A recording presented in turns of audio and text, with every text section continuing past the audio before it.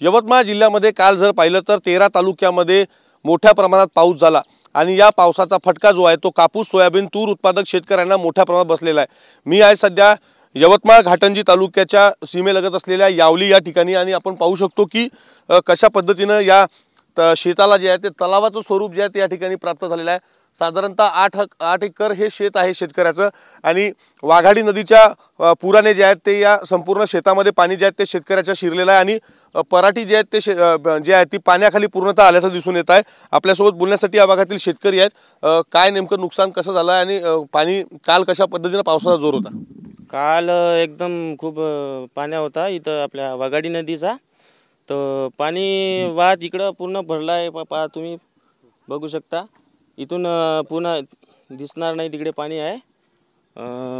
कम से कम कंबर पण इथं पाणी भरलेलं आहे आणि फार मोठा नुकसान झालं। नेहमीच या भागामध्ये पाऊस जर पाहिला तर जोर पकडू लागतो, तो काय काय कोणत्या कोणत्या पिकाचं नुकसान झालेलं? आता तूरची तर नुकसान झालेलीच आहे,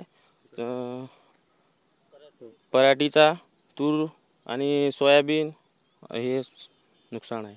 आता याच्यानंतरचं प्रक्रिया काय राहील कापसाची? याच्यानंतर काय होणार आहे सर, इथं पाणी पूर्ण भरून आहे, ते तर आटणारच नाही, कुठेच पाणी नाही जात आहे। मग लोकांच्या धुऱ्यान थोडे करणार आहे पाणी। निश्चित आपण जर पाहिलं तर या ठिकाणी ही संपूर्ण शेती जी आहे ती पाण्याखाली आलेली आहे आणि या संपूर्ण विषयानंतर जर पाहिलं तर शेती जी आहे ते तर चिवडायला लागणार आहे आणि शेती पिकाचं मोठं नुकसान जे आहे ते या संपूर्ण भागातील शेतकऱ्यांचं होताना दिसत आहे।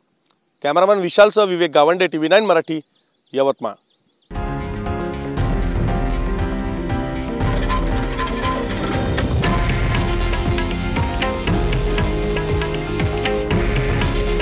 हे आहे देशातील नंबर 1 न्यूज नेटवर्क आणि आपण पाहत आहात TV9 मराठी। काळजी तुमची, हित महाराष्ट्राचं।